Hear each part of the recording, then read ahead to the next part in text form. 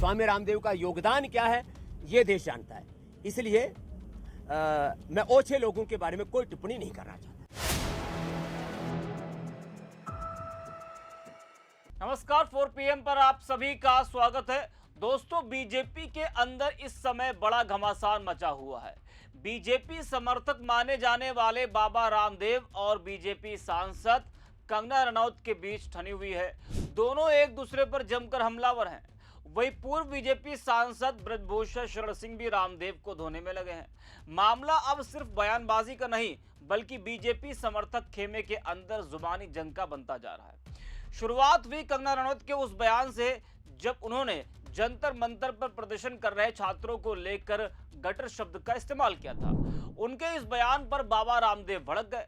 रामदेव ने कंगना पर भड़कते हुए कहा था कि युवाओं को गटर छाप कहना बिगड़े दिमाग की निशानी है। इतना ही नहीं, उन्होंने कंगना के बचपन, जवानी और कारनामों को लेकर भी तीखी टिप्पणी कर दी थी और यहां तक कहा था कि बीजेपी को उनके बयान पर एक्शन लेना चाहिए। अब बाबा रामदेव बोलेंगे तो कंगना भी चुप बैठने वालों में कहां है। कंगना ने भी रामदेव को जवाब देते हुए उन्हें नसीहत दे डाली और कहा कि बाबा जी, मेरी निजी जिंदगी और जवानी को लेकर दिन में सपने मत देखिए। यानी बात छात्रों के बयान से शुरू हुई थी और पहुंच गई एक दूसरे की निजी जिंदगी तक। लेकिन मामला यही खत्म नहीं हुआ। अब हरिद्वार में एक राष्ट्र एक चुनाव सम्मेलन के बाद पत्रकारों ने रामदेव से कंगना रनौत और ब्रजभूषण के बयान पर सवाल पूछा तो रामदेव ने कहा कि वह इस विवाद को आगे नहीं बढ़ाना चाहते हैं और फिर जो कहा उस पर राजनीति गर्म होना तय है। रामदेव ने कंगना और ब्रजभूषण को लेकर कहा कि वो ओछे लोगों पर टिप्पणी नहीं करना चाहते। उन्होंने कहा कि रामदेव क्या है यह पूरा देश जानता है। जरा आप भी सुनिए बाबा रामदेव को। इन लोगों का अभी क्या बोलूं, मैं विवाद को बढ़ावा नहीं देना चाहता। स्वामी रामदेव क्या है ये देश जानता है। स्वामी रामदेव का योगदान क्या है ये देश जानता है। इसलिए मैं ओछे लोगों के बारे में कोई टिप्पणी नहीं करना चाहता। तो रामदेव ने साफ साफ नाम लिए बिना कंगना और ब्रजभूषण को लेकर ओछे शब्द का इस्तेमाल किया। अब सवाल यह कि आखिर ये विवाद थमेगा कब। रामदेव कंगना पर हमला करते हैं, कंगना रामदेव को जवाब देती हैं, ब्रजभूषण और रामदेव के बीच भी बयानबाजी होती रहती है।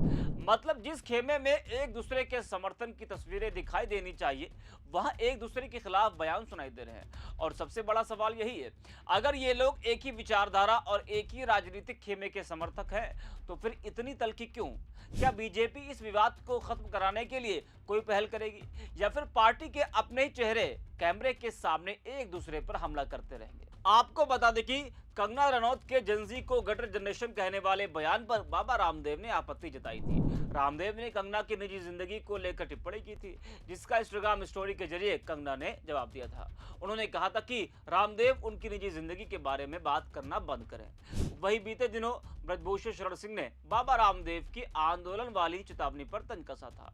बाबा रामदेव ने कुछ दिनों पहले सरकारी नौकरी के इंटरव्यू में गड़बड़ियों को लेकर सवाल उठाया था और कहा था कि अगर हालात नहीं सुधरे तो ऐसा ना हो कि उन्हें आंदोलन करना पड़ जाए। इस पर ब्रजभूषण ने तंज कसा था।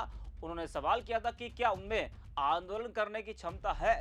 उन्होंने तंज कसते हुए कहा था कि अगर वो आंदोलन करेंगे तो इस बार वो सलवार नहीं पहनेंगे। इन्हीं बयानों को लेकर बाबा रामदेव से सवाल पूछा गया, जिस पर उन्होंने साफ कह दिया कि वे अब इस विवाद को आगे नहीं बढ़ाना चाहते हैं और ओछे लोगों पर टिप्पणी नहीं करना चाहते हैं। इस वीडियो में इतना ही। आप देखते रहिए 4 PM। चारों तरफ देश में हंगामा है। छोटे छोटे स्कूल कॉलेजों से बच्चे निकल रहे हैं कि हमारे यहाँ टीचर नहीं है, हमारे यहाँ लाइट नहीं है, हमारे यहाँ पानी नहीं है, हमारे यहाँ शौचालय नहीं है, हमारे यहाँ टीचर है तो किताबें नहीं है, किताबें हैं तो टीचर नहीं है, और टीचर है तो पढ़ाई में नकल हो जाती है, कहीं पेपर लीक हो जाता है और पेपर पास भी कर लिया, 10वीं 12वीं का बोर्ड एग्जाम भी दे लिया तो 10वीं 12वीं के जो एग्जाम के मार्क्स हैं वो कहीं जुड़ते ही नहीं है।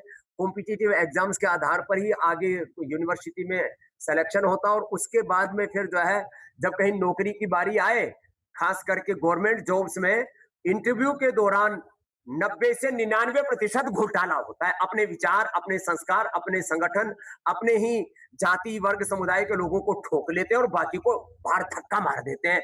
ये बहुत ही अपमानजनक है।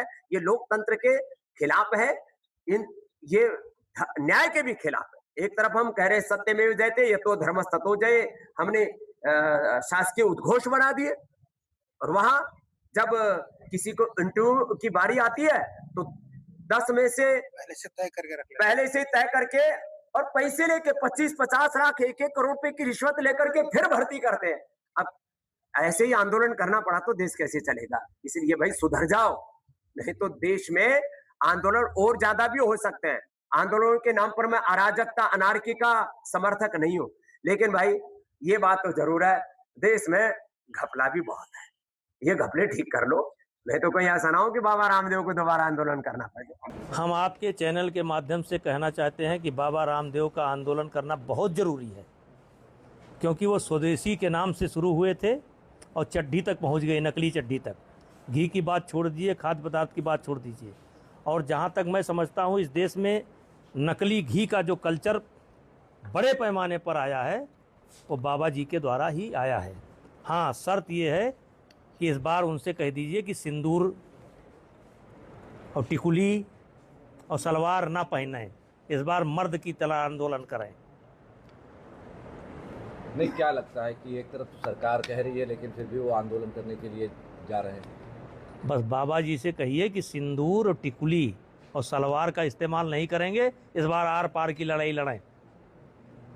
बस मिलावट और अभी मुद्दा चल रहा है खाने में, खाद्य पदार्थों को लेकर आप पिछले कई सालों से कह रहे हैं, लेकिन कुछ चाहे अधिकारी हो तो उनकी जिम्मेदारी हो तो सही से काम नहीं कर रहे, इसलिए जगह जगह पे मिलावटी ज़्यादा देखने मिलता है। क्या करनी रह गई सरकार के द्वारा तस्मीर करने द्वारा कि जैसे मैं एक चीज़ के बारे में जानता हूँ, दूध और दूध से बने हुए पदार्थ। हमारे देश में इतना ही दूध है कि 2 चम्मच बड़े बेटे के, 1 चम्मच छोटे बेटे के हिस्से में आएगा।